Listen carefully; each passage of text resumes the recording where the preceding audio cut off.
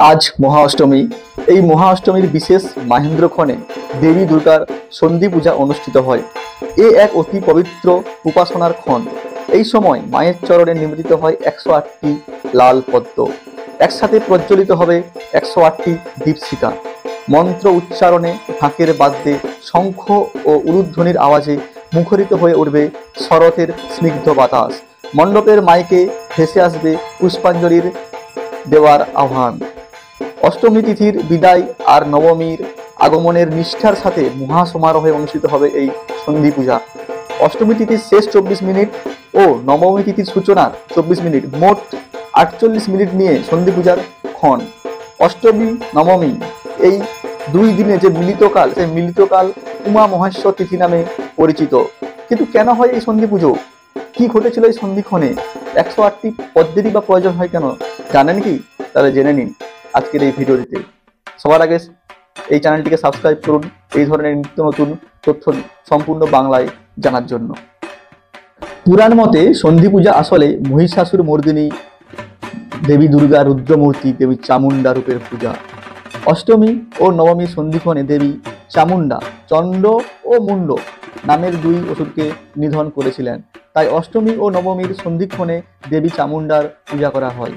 স্বল্প সময়ব্যাপী সন্ধি পূজায় চামুন্ডার আরাধনা সাধারণত রাজস্বিক উপায়েই করা হয়। সন্ধি পূজার সময় মায়ের পায়ে নিবেদিত হয় 108টি পদ্ম। এই 108টি পদ্মেরও পেছনে রয়েছে পৌরাণিক ও কৃত্তিবাসের রামায়ণ কাহিনী।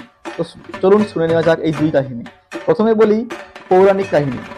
অসুর নিধন যজ্ঞে মা দুর্গা সারা শরীরে 108টি ক্ষতের সৃষ্টি হয়েছিল। দেবী দুর্গাকে ক্ষতের জ্বালায় কষ্ট পেতে দেখে কাতর হন দেবাদিদেব মহাদেব। সেই জ্বালা প্রশমনের জন্য দেবীকে দেবী দহে স্নান করার জন্য পরামর্শ দেন মহাদেব। দেবী দহে স্নানের সময় মায়ের 107টি ক্ষত থেকে সৃষ্টি হয়েছিল 107টি পদ্মের।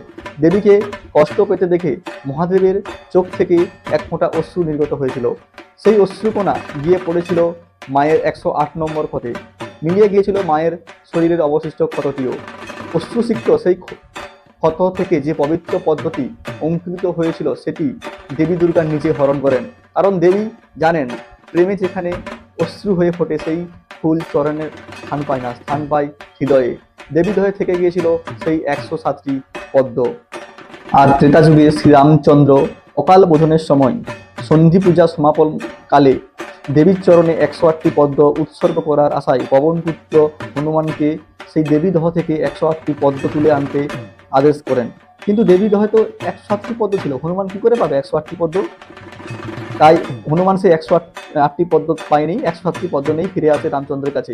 তখন শ্রীরামচন্দ্র সিদ্ধান্ত নিলেন তার নীল পদ্মের ন্যায় যে চক্ষু রয়েছে সেই চক্ষুর মধ্যে একটিকে দেবীর পায়ে সমর্পণ করবেন।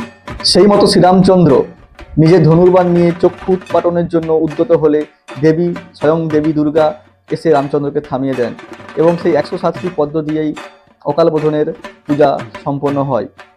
অষ্টমীর ও নবমীর এই সন্ধি পূজার মায়ের আশীর্বাদে শ্রীরামচন্দ্র অষ্টমী ও নবমীর সন্ধিক্ষণে রাবণকে বধ করেছিলেন।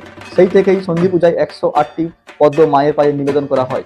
মায়ের সামনে জ্বালিয়ে দেওয়া হয় মাটির তৈরি 108টি প্রদীপ। সর্বকালের সর্বক্ষণের দুষ্ট দমন করেন দেবী দুর্গা। তিনি দুষ্কৃতের বিনাশিনী, সাধুদের পরিত্রাণকারিণী। তিনিই আশ্রয়, তিনিই রক্ষা, তিনিই ন্যায়।